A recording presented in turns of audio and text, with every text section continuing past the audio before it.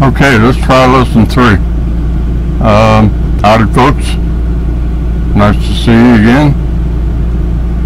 I think today, in the interest of explanation and clarification, I'm going to try and tie up some loose ends from the first 2 lessons.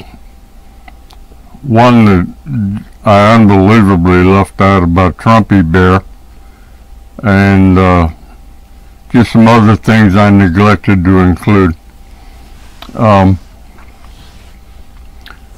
First, let's get back to the general theme for all of these.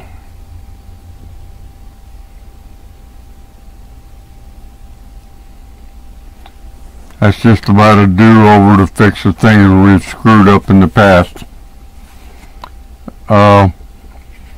This next one is something I forgot to mention originally, and that is my favorite saying.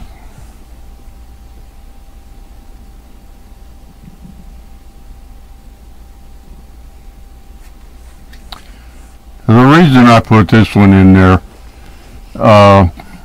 can best be explained by a little anecdote.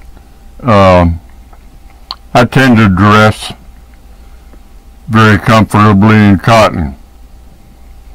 Some of you are probably wondering, doesn't this guy ever change his shirt?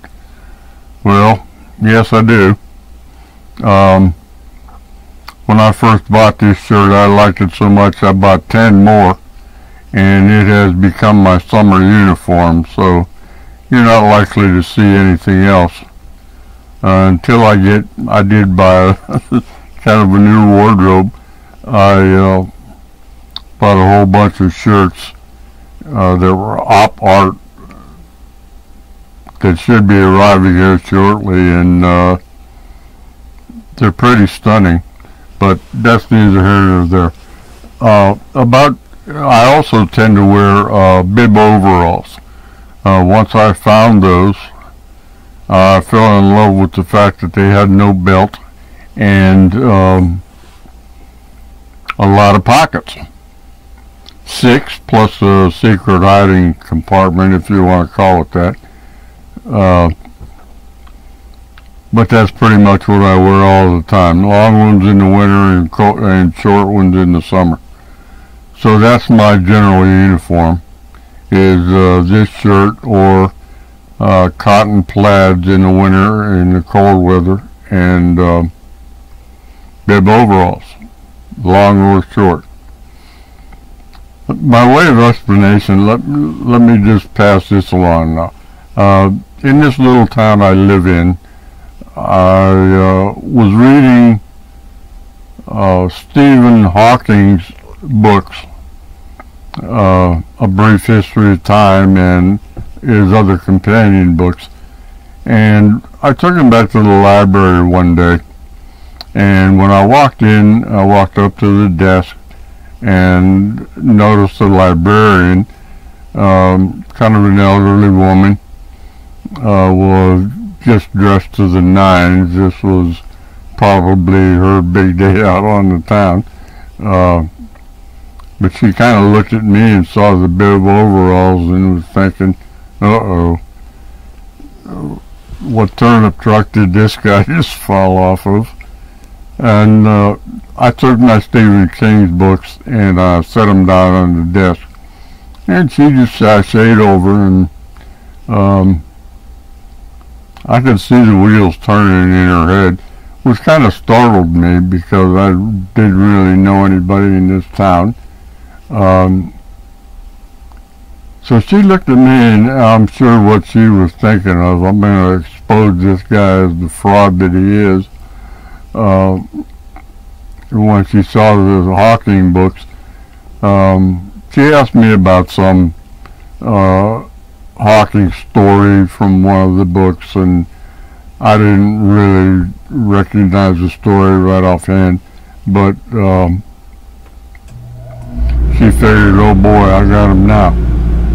And I knew what she was trying to do, so I answered the question that she really wanted to know. I said yes. It kind of startled me, but I said yes, I did read them all. And she just kind of walked away, thinking, oh, I just exposed this guy. Now everybody will know he's a fraud.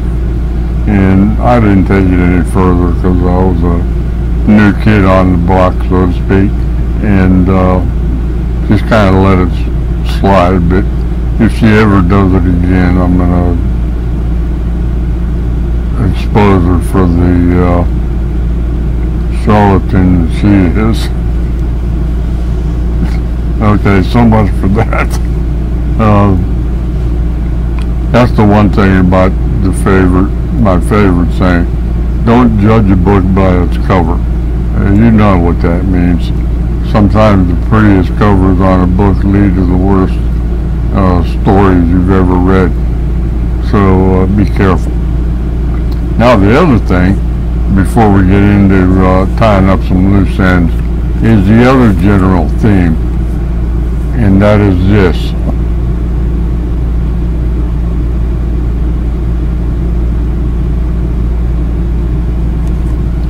We talked the last time about Trump and the Peter Principle, and how he has truly risen to the level of his incompetency. This guy's in way over his head, and if given half the chance, will lead us down the path of hopefully not total destruction, but boy, he's sure not good for us, I'll tell you that much. Now, by way of explanation, this is going to be a little more about our friend Trumpy Bear. First of all, I think I can probably pinpoint the exact moment when he decided to run for president. And before we get into this little story, I want to apologize to all you black folks. I'm going to use the N-word, but only as a means to explain where Donald's head is. So please excuse that. I'd also like to see you folks quit using it amongst each other. It's a nasty concept, a terrible word, and has no place in our vocabulary at all.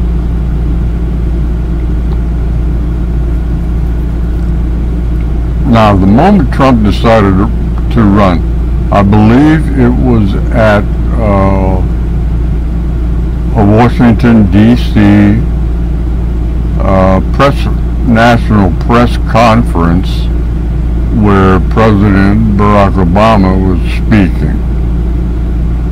And Barack gave a nice little speech and told some jokes, the usual hoo-ha. And he got to the point where Trump's in the audience now. He got to the point where he started making fun of Donald. He said, Donald doesn't look too worried over there. He needs to get back to contemplating things that are more important to him, like who killed Biggie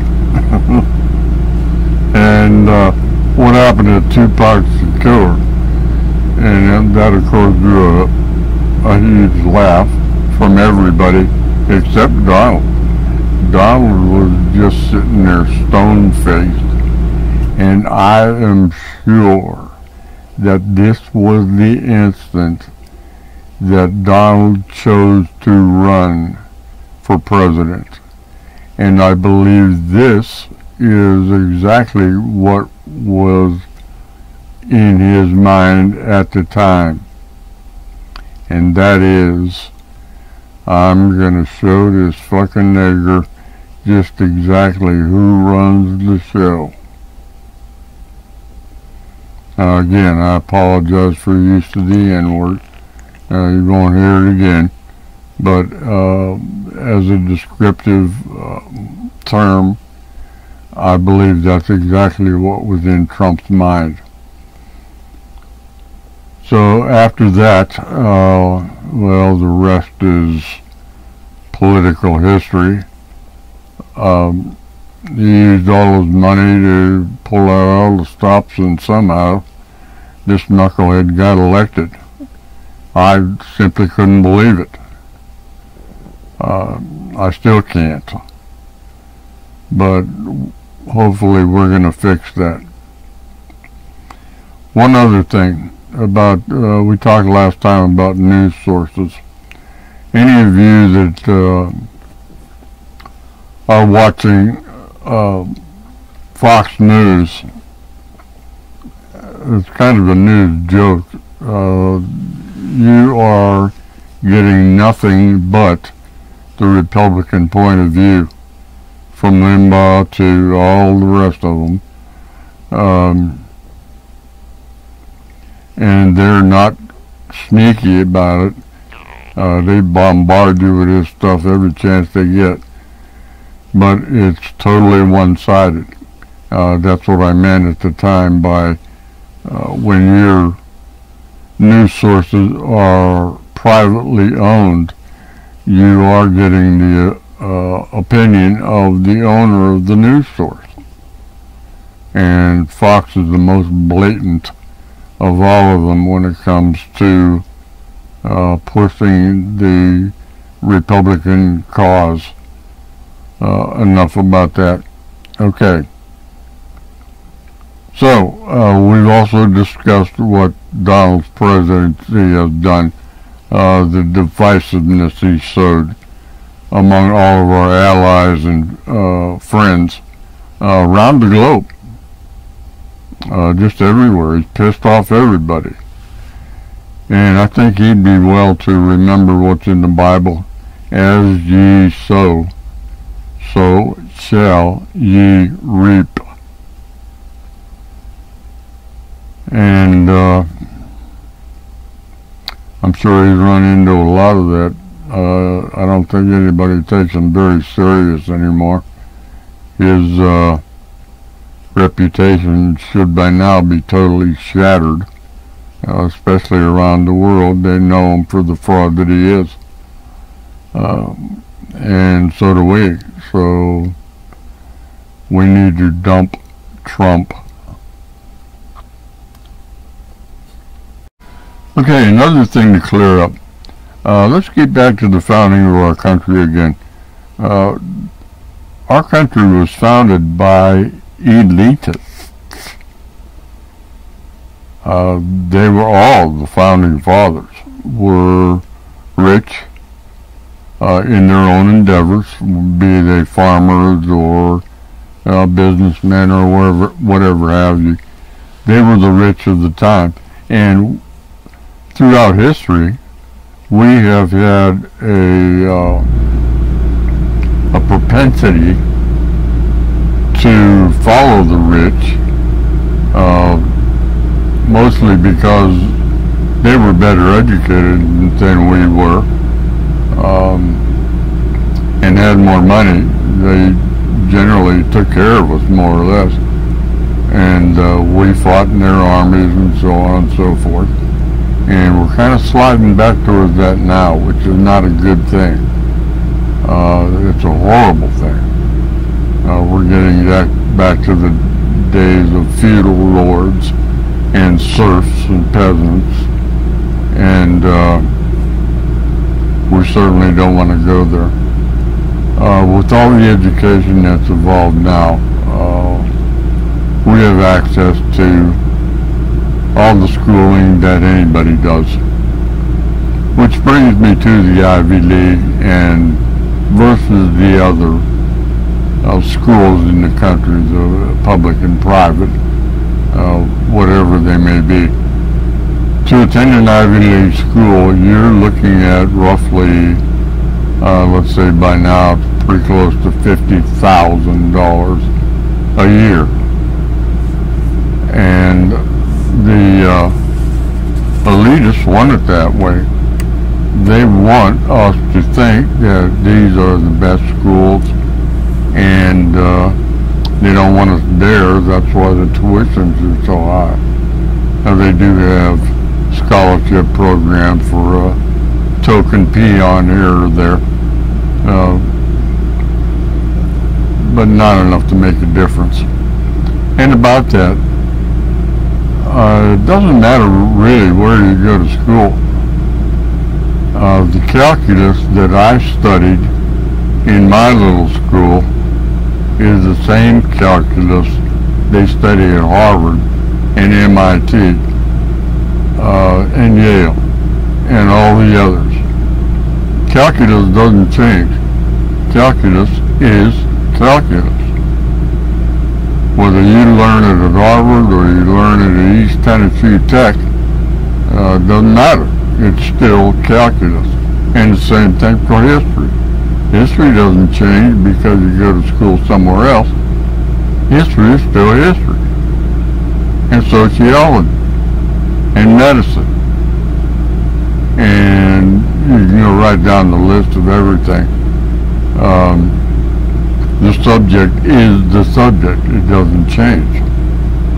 Now, Ivy League schools may have more Nobel Prize winners or more doctoral candidates and doctors on their psychological or philosophical doctors on their faculties, but those guys generally don't teach anyway. They're doing research. So you're getting grad assistants and generally tenure. Very good professors.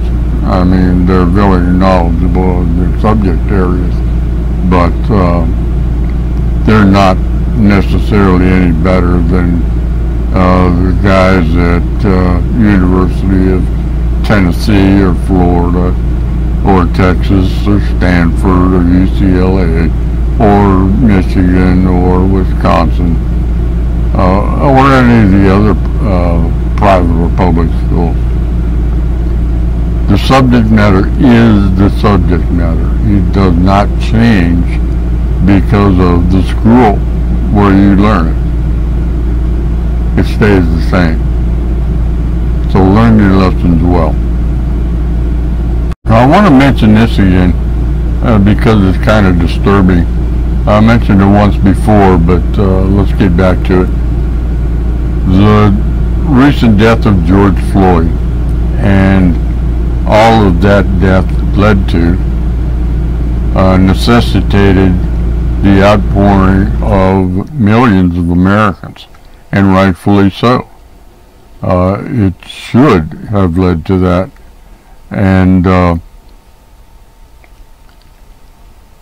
problem, as I mentioned, is that once those protests and marches take place, they begin to become co-opted by other groups that are pushing their own personal interests. Anarchists, thieves, robbers, liars, cheaters of every kind. And after a couple of days, that's kind of what happens to these movements. No matter how well-intentioned they are beginning to spread messages that are not the original message.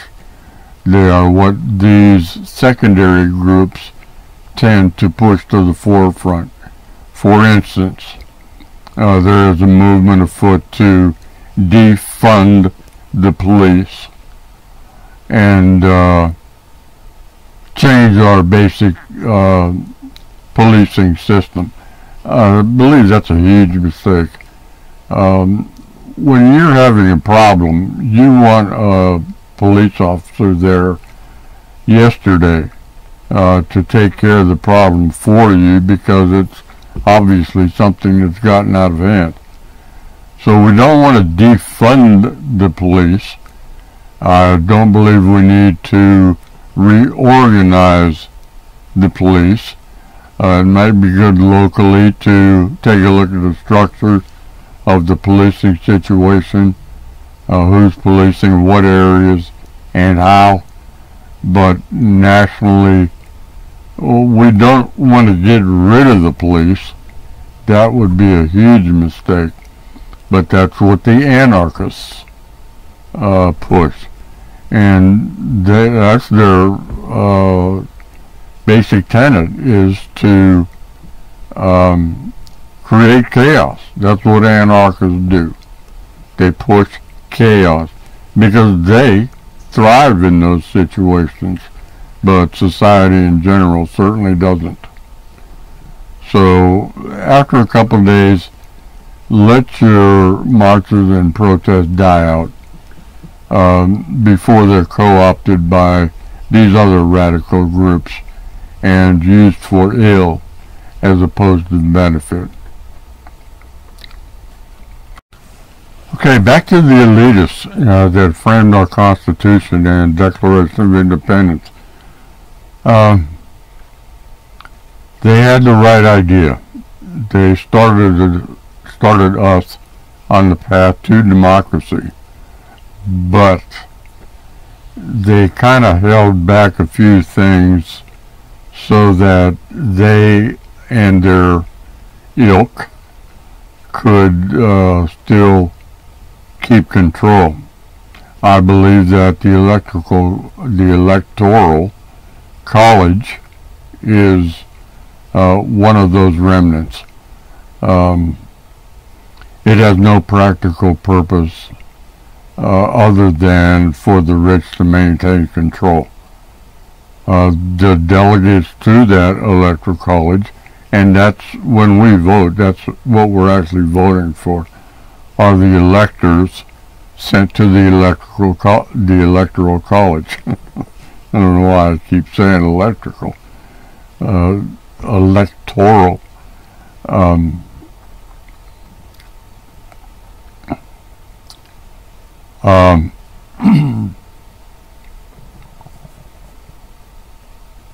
We're voting for those delegates,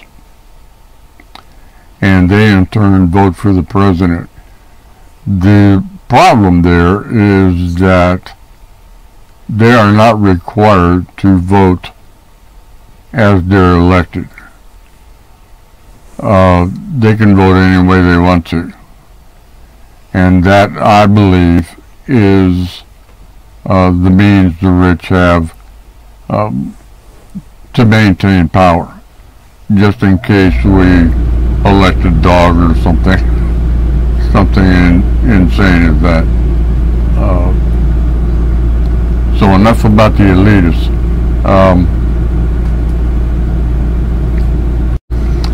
Another thing, the way I prepare before I give these lectures is a little something I like to call chair dancing. And I do it right here in my easy chair. It's your basic recliner with the wing storage handles on the side. It's made out of fabric so it don't stick to it. But I just put on a few of my favorite tunes and do a little dancing. You know, kind of like the gopher in Caddyshack, and sometimes I get a little energized. But I love this kind of chair because you can also use it as a musical instrument. The wings sometimes double as a set of drums, or even the seam in the wings can be a guitar string, and you can get your feet moving if you put up the footrest and play the drums or do whatever you like. It's particularly a good mode of exercise for our senior citizens, of which I'm definitely one, because you don't have to actually bust a sweat dancing. You can just have a good old time and rock and roll till your little heart's content, and kind of get the blood circulating in your body, and especially up to your mind. Remember what the Dormouse said: feed your head. Okay, the other thing is, and I can't believe I left this out, it's the most important thing about Trump. The very most important thing, and I completely skipped it. So let's get to it right now. After Trump was elected, I believe his agenda was primarily to reverse everything that Obama had done, just to teach him a lesson about the power structure of our country. That, I think, was his primary goal. The other thing is what Republicans always do. They try to enrich their friends. And Trump's vehicle to do that was to enact his famous tax cut. Now, the easy part of that, let's take a look at that first, and that is how it affected you and me.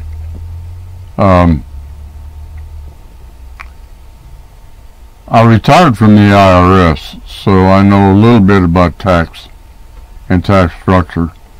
I've always personally chosen zero deductions on my W-4 form, where you elect the amount of deductions from your paycheck for income tax purposes. I've always chosen zero dependents, which means I have more taken out of my monthly checks, but it tends to come back to you when you file your income tax. I always treated it like a little savings account, so that I was pretty much guaranteed to get a nice refund when I filed my taxes. So basically, as far as that's concerned, you're either going to get the money in the front end in your paycheck, or when you file your taxes, if you've overpaid your taxes in the meantime. Now, what Trump did, aside from his 15% tax cut for corporations, we're going to come back to that in a minute, and I'm going to tell you exactly what that was. What he tended to say he did for the rest of us was get us some more money in our paychecks, which is what he did.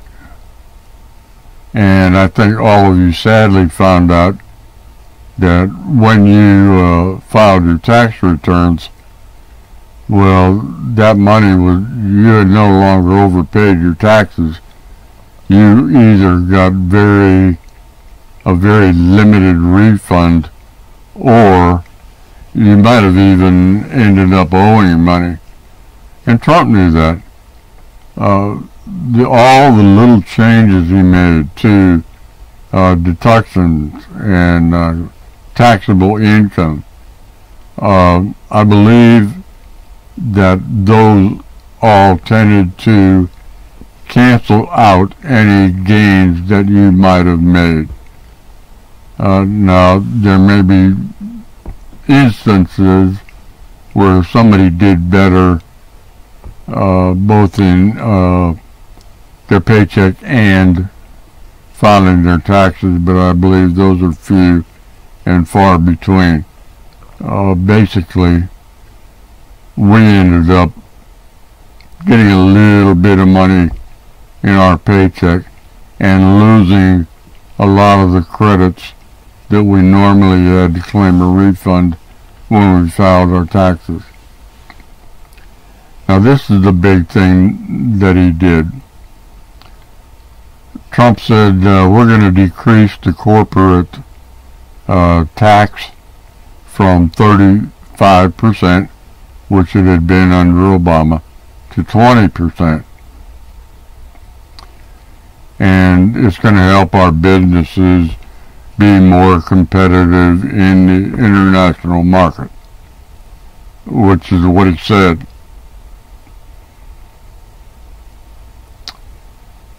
What that did, you have to remember that these companies were already profitable under the 35% corporate tax rate, and Trump just made them more profitable.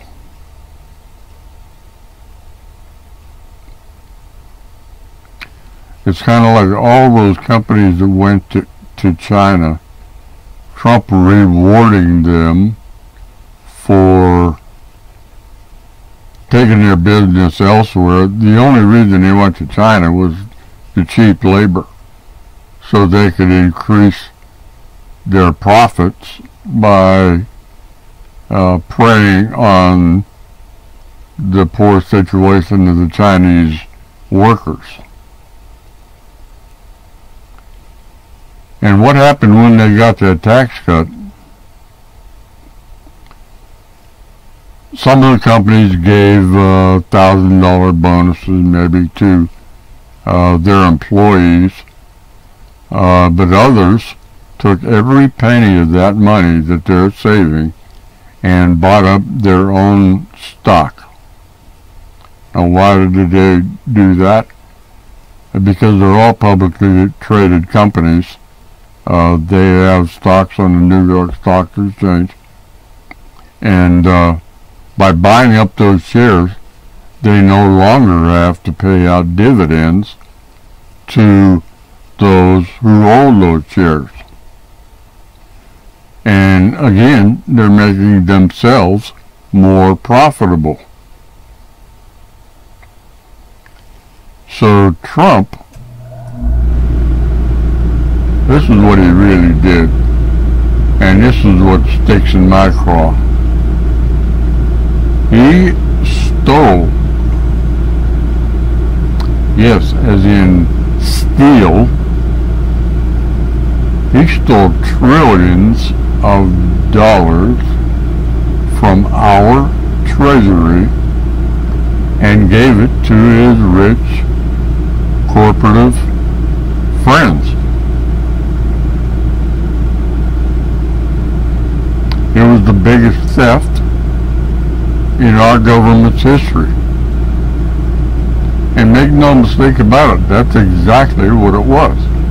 It was a grand theft of trillions of dollars distributed to the already rich.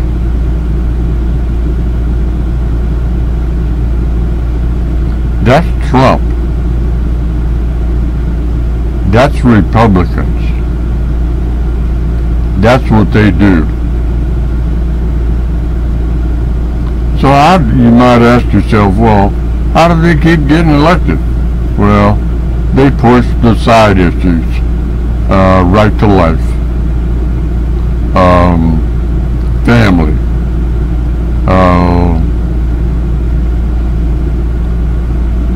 the moral majority, if you will, religion. They paint themselves as the guiding light for all of these planks in their platform, and conservative, that's another big one. They call themselves conservative, and I think that's what a lot of you actually grab hold of, is you want to be conservatives too, but I don't think you really understand what conservative means when it comes to Republicans. What it means to them is do nothing, maintain power at all costs. They have, since Reagan, and possibly before, but I don't think, but at least since Reagan, the Supreme Court has been full of Republican nominees, at least a majority, 5-4. And it still is to this day. That's why I believe they passed the Citizens United decision in favor of corporate business. And we know about the contribution to congressmen and the pocket stuffing, etc. So that's Trumpy Bear's tax cut. Now, looking at it that way, I don't think you like it as much as you did before, do you? You sure shouldn't. That's blatant theft. Stuffed right in your face. And nothing we can do about that. But get him the hell out of there. And elect somebody that has some principles. And will actually address the issues that this country needs to address. And global warming is numero uno. Right now there is nothing more sacred than that. And I've already mentioned to you some ways we can help to alleviate that. The electric vehicles is one, along with commensurate construction of charging stations in the mode of gas stations. And as I said, that is mostly going to be addressed at an individual level. And by that I mean this. Solar panels, putting them on your house, even if you don't live in the Sun Belt, you can use various methods of creating your own energy right at home. There are, certainly in the winter, you're not going to get a whole lot of sun, but you do get some. And wind, very small wind turbines can do a lot to increase your generation capacity also. And here's how we can do it, especially in the Sun Belt. Put solar panels on your house, as many as you can afford. You can use very small wind generators that can also increase your energy capacity. And even further,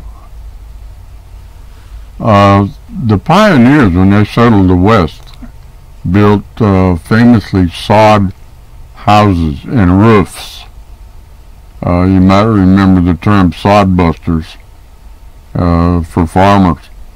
But that's another thing we can do. Just for example, you could have 1/4 of your roof solar panels, the corners or another quarter might go to wind energy generation, and half you could actually put soil on your roof and start your own little victory garden, kind of like in World War II, when they encouraged folks to grow their own vegetables and certain other things that could be grown in their own personal garden. And it can do a lot to assist with the food needs for your family.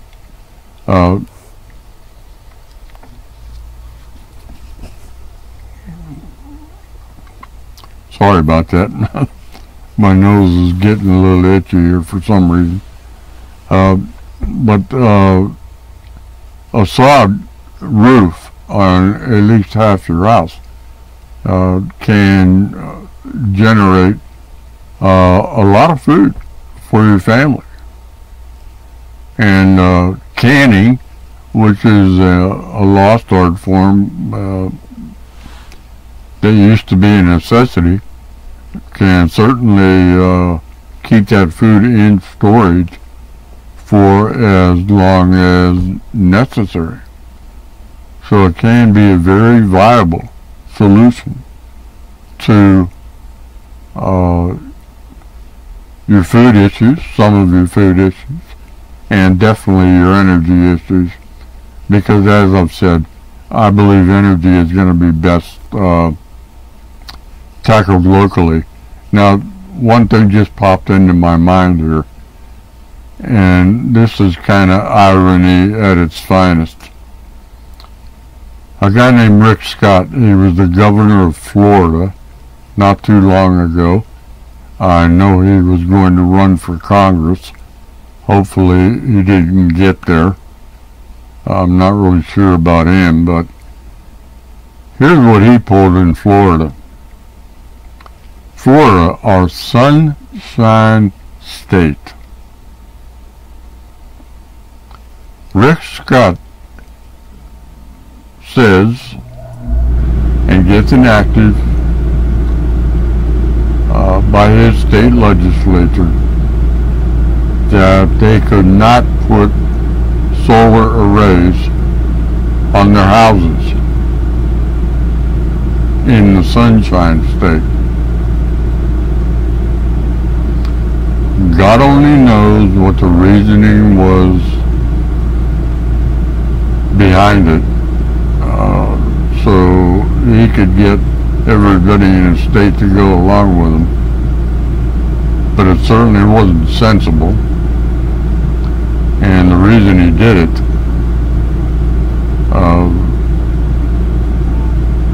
was to benefit the energy generating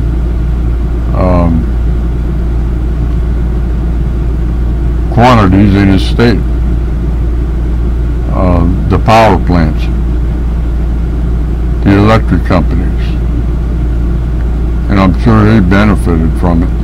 There was also a guy out in Nevada was in the same situation. His name escapes me at the time, but he did the same thing. Banned solar panels in order to benefit his own electric company and thereby himself. So I'm sure there are others. Those are just a couple that happen to come to mind. Now, battery technology, getting back to energy generation, our battery technology has advanced sufficiently that we can now store quite a good bit of energy, and we can, even if we overproduce, sell it back to the utility companies, and everybody kind of benefits from that situation. Okay, another thing about Trumpy Bear, he loves to do this, and that is quote some unbelievable fact and almost dare you to check him, check his accuracy, which lately some magazines and newspapers have started to do, and have verified substantially that what he says are outright lies. They're not even close to the truth. This is something I'm sure he got from Roy Cohn, the shyster lawyer, who has since passed on. But it's the way he operates. He quotes supposed facts that aren't even close to facts. He's always blaming fake news for anybody that says anything negative against him. And he almost dares you to check his statistics to see if he's correct. You know, statistics was one of my favorite courses in mathematics, and there's a saying that goes along with studying statistics, and that is figures don't lie, but liars do figure. So they can kind of make up their statistics just like Trump does, and dare you to check and see if they're right. You know, I think in Trump's case, most of the time, you're going to find out that not only is he not right, he's about 180 degrees off where he should be. So, Trump is Trump. We only have to deal with him for 7 or 8 more months. Then hopefully we can get to where we need to be. And another correction I need to make, when I was referring to what we did to our First Nations populations, I kind of misquoted when I mentioned the delivery of blankets and clothing to the Indians that were saturated with smallpox.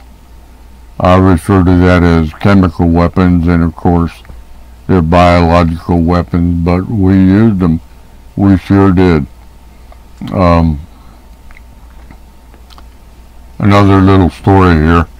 When I was a youngin' in college, a book came out, I might have just graduated. A book came out called Bury My Heart, A Wounded Knee. And I knew what it was about. It was about how we mistreated the Indians and how we massacred them left and right. It was just horrible. I knew that if I read that book at that time, that I was going to be pissed off for the rest of my life about that alone. So I declined to read it then. I finally did read it several years ago, right after I retired. That was the first book I read. And rightfully so, it pissed me off to no end. What we did to the Indians is nothing short of slaughter. Killing harmless women and children. Decimating the brave warriors for all the tribes. We just beat them into submission, just like Hitler did with the Untermenschen, the less than humans from Eastern Europe, and the gays, and the gypsies, and of course the Jews. We know what he did. Well, we did the same thing. So let's not be holier than thou when it comes to our treatment of the First Nations peoples. Let's fix it. That's got to be a priority, right up there with global warming.